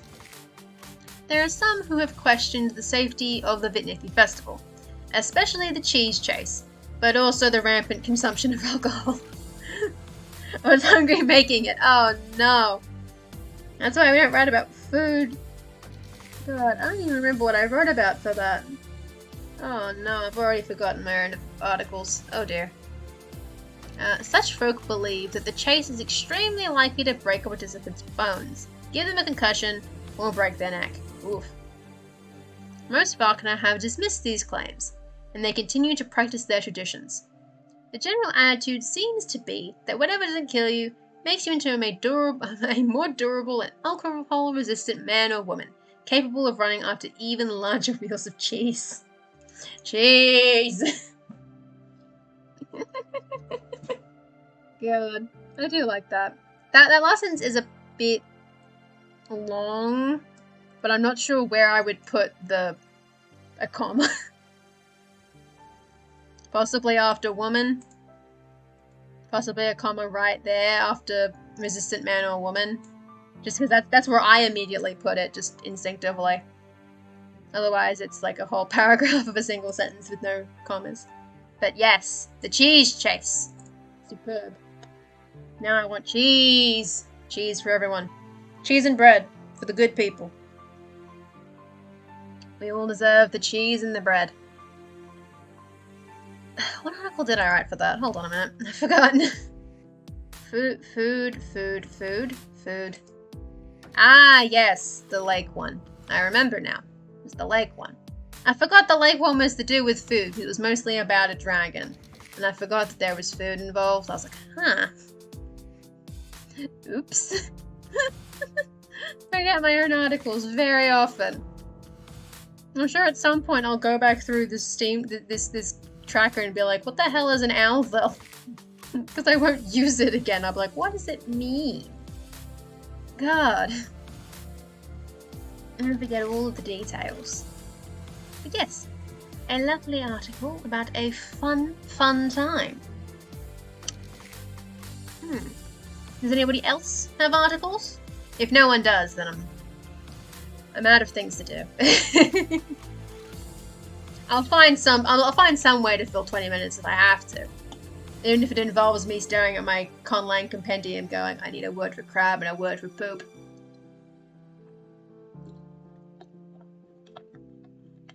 Because I will make it so, if I must. If it must be done, it must be done. And it will be done.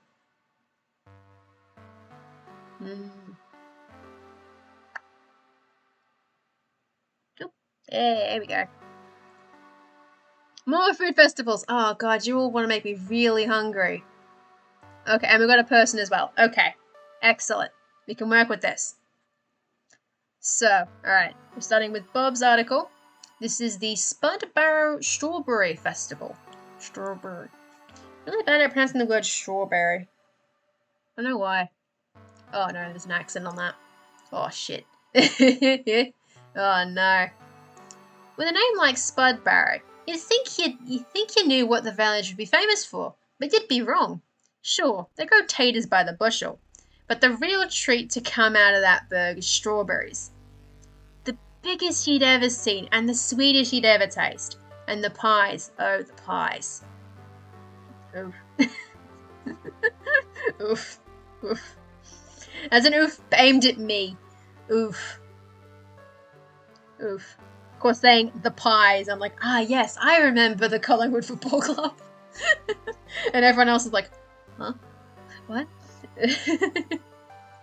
So, Agilbert Oakbottom describing Spudbarrow produce to a new traveller to the region. pies, pies, pies, and strawberries, and cake. Mwah. Food. The village of Spudbarrow, a predominantly halfling settlement on the Feywood Forest Road that links Faybridge Crossing with Carnstown, was named for the tubers grown there. Grown there not only for local use, but to supply the shops in Carnstown. Okay.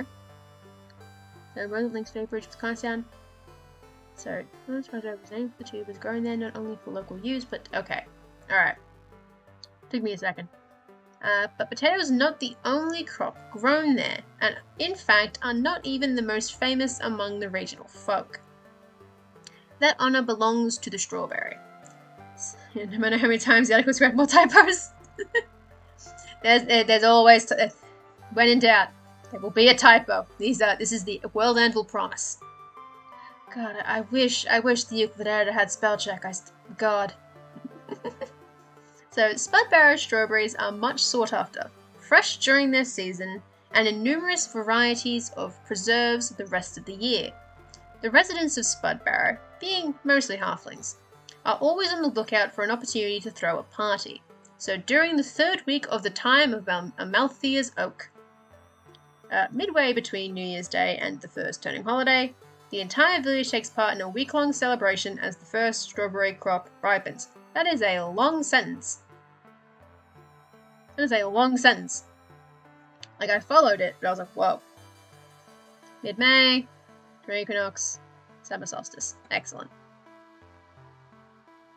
Yes, okay. You figure it out. I always get confused when the seasons come up, because I'm like, May isn't autumn. What's happening? Well, May is autumn, but like, you know, it's the wrong version. It's not spring. May is autumn, it's not spring. Ah! But it's okay. I'll figure it out. Folk from up and down the road, farmers and townsfolk, and even the elves and occasional fae, come to the village to take part in celebration of one of the first fresh food products. Come to the village to take part in the celebration of one of the first fresh products of the new growing season. Got it. It's the fur. Alright. The Festival Day. The Strawberry Festival is, first and foremost, an excuse for a week-long party. Communal dining tables set up in the village centre. All the villagers bring prepared food for the feasts, and ale flows freely, generously provided by the gnomish miller brewer a week's journey up the road. I'm gonna go with a 0-degree tilt on my wheels and around the whole spring. Hell yeah! We fix this problem once and for all. God. My wheel still has that problem, but luckily there's only like 3 people it applied to, so it doesn't actually matter. They have different calendars. Who cares? They don't know nothing. That's the way you get around it. It's like everyone's got fantasy calendars, don't worry about it. Each festival day begins in the late morning with spreads of strawberry pastries and flat cakes piled high for brunch, the second half of the meal of the day.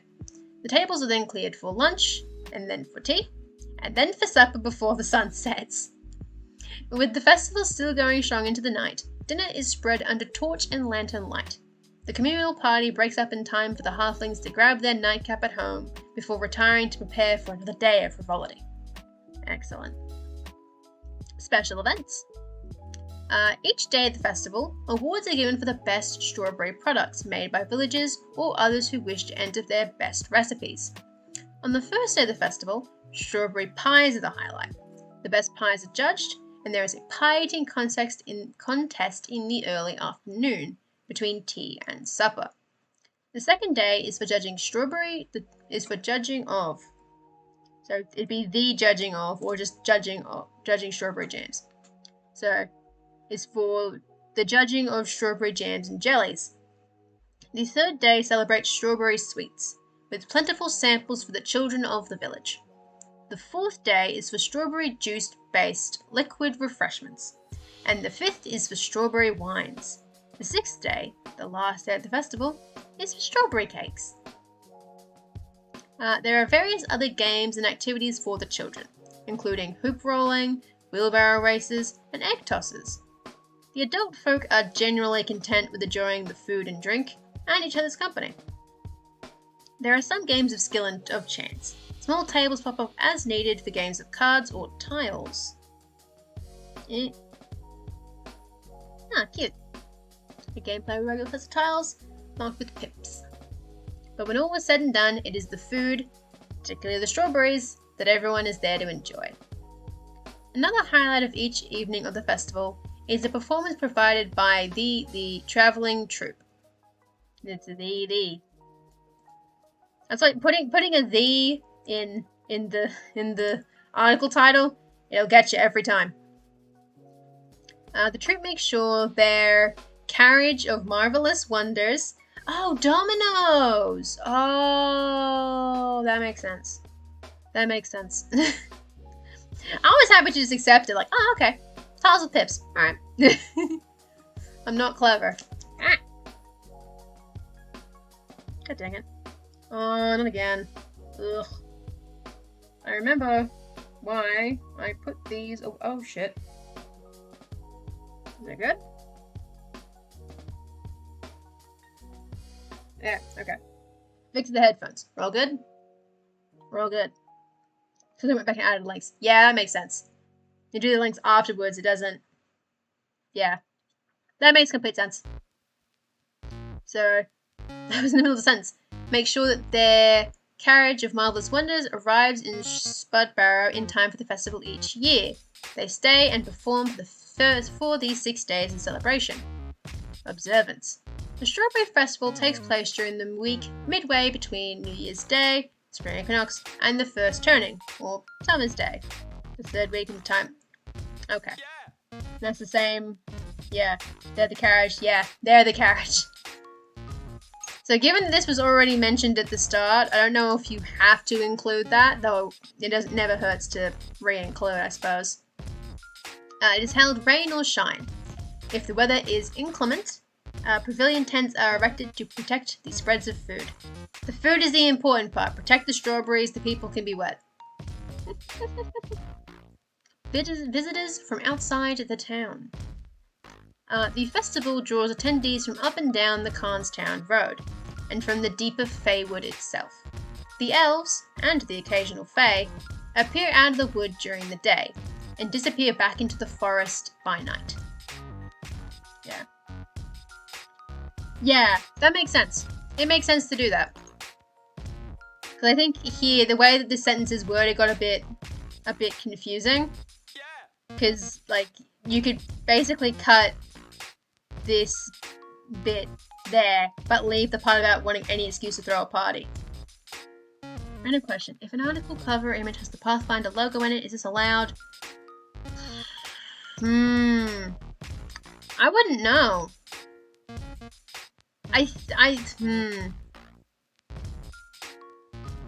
That might be fun. I don't know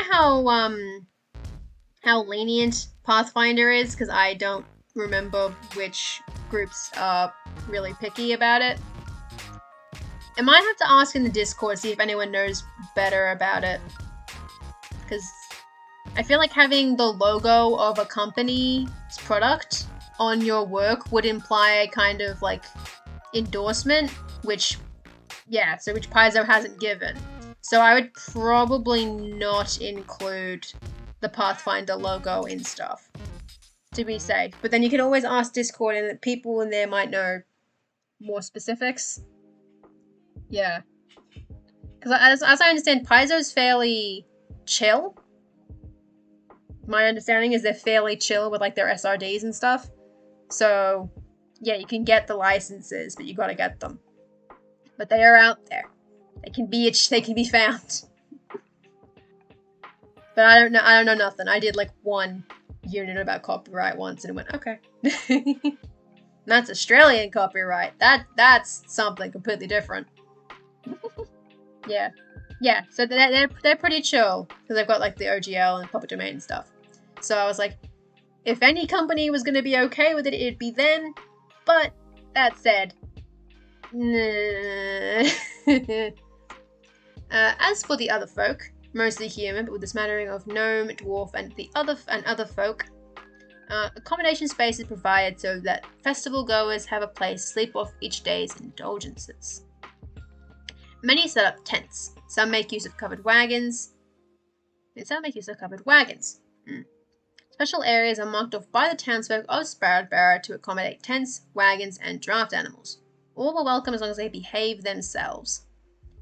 You could possibly word that, because if you've already said they're setting up tents and covered wagons, you could possibly remove this sentence entirely and just go straight to here. But then again, they've also included the accommodation space, and that's mentioned here as well. Might just maybe remove that bit, because then it's described there. Not sure. Oh, you've been researching. Hell yeah. Research that copyright. Oh no, the accent's back. Oh shit. Oh, beans. Did you see the cake that old Beg your pardon? That old Clotilda put out for judging this year? Her finest work, that was. Berries in the batter, berries in the frosting, berries decorating all around. And the taste? Too bad we'll have to wait another year for more. Nice. Get that strawberry cake. God, I'm hungry. I don't have any baked goods in the house. I don't even make me worry about food. Nearly midnight. I mean, I'm gonna eat anyway, but shit. There's no food. Oh, there's food in the house. There's no strawberries. There's no baked goods. I have to do that myself. Ugh. Disgusting. Who wants to do stuff themselves? Okay. Here we go. Alright, so hopefully reading that was helpful.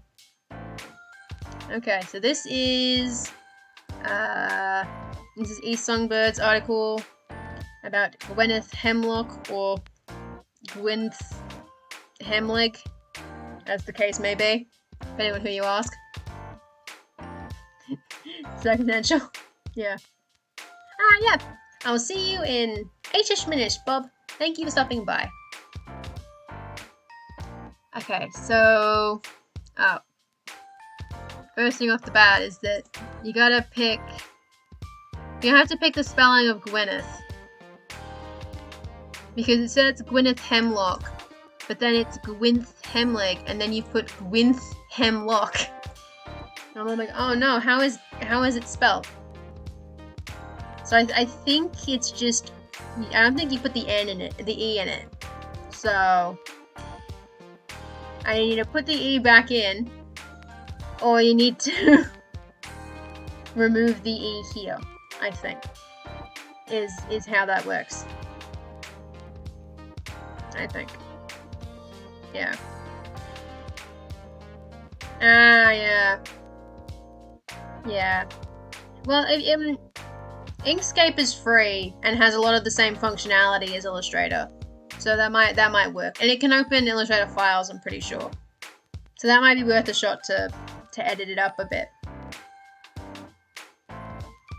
Though yeah, Adobe free trials. I have the full version for free for a little bit because of a uni thing, but oh boy. It's like, do you want to keep going after uni? No, I don't. Yeah, so it should open in Inkscape, because I use Inkscape for all the time for my flags. So it should open at Illustrator files. Because I remember there was when I stopped having Illustrator on my computer, I went to uni, used the computer to make a bunch of sine waves in on the computer in Illustrator. I saved the file, went home, and opened it in Inkscape so that I would have waves. And then I don't even use them. I don't even use the waves because they're a pain in the ass to make in Inkscape. They're an absolute nightmare.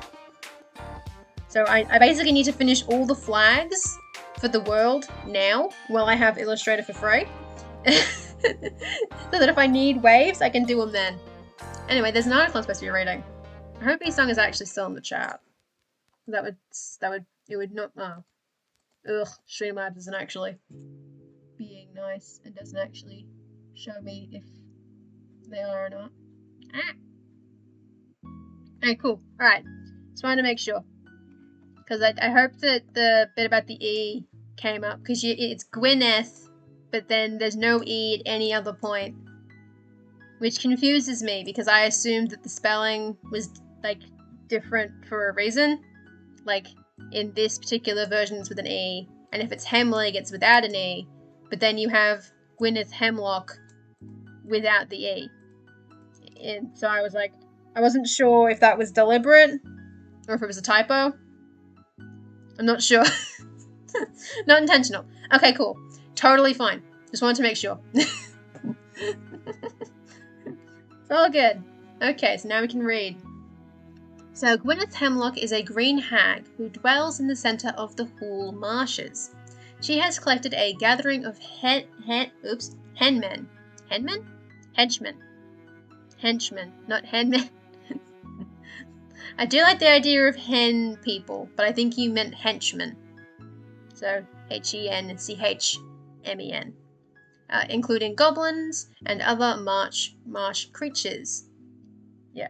It's totally fine, he's songbird. That's why we have like people like can read. I promise. I'm a gentle critic. I'm not going like full editor mode on anybody. This is chill, no judgment zone. That's why I have spell check in my separate Google Doc. So I'm like, I don't trust myself. Oh damn, the layers are busted. Damn, that's a shame. Okay, so she has a loose partnership with the will-o-wisps that lure unsuspecting travelers from their paths into the depths of the marshes. She sometimes goes into salt marsh to trade for goods and information. She usually comes disguised as a late middle-aged woman in brown, comfy traveling robes, carrying a collection of herbal remedies. She works to build a strong reputation for her goods within the salt marsh community, but is intentionally infrequent in her visits, and encourages customers to come out to the marshes themselves to get the freshest harvest and strongest ingredients. Nice. She's usually forthright and honest about these ingredients, but keeps an eye on all marshland visitors. When she spots someone's particularly beautiful or vulnerable, she will snatch them for her own nefarious purposes. Most of the time, these unfortunate individuals are enslaved or eaten. Sometimes a lost or wandering individual will get caught in a territorial fight with an animal or marshland creature, and Gwyneth will abruptly appear and rescue them. She will offer lodging and help, at a cost. She'll also altruistically save someone she's lured into danger, in an effort to distract people from her schemes. Ah, clever, clever. You're too open about kidnapping people. No. You gotta be subtle with it. So Gwyneth Knight, what? Hold on a minute. I'm assuming you changed the plant at one point. You changed it from Nightshade to Hemlock. Okay, so Gwyneth Hemlock despises herself and her withered condition.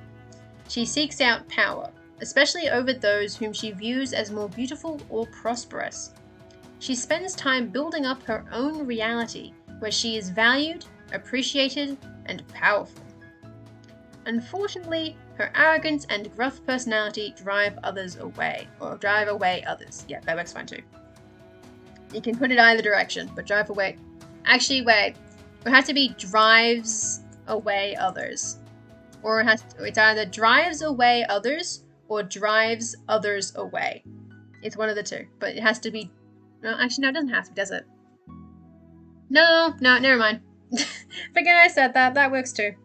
I usually drives, but drive others away also works.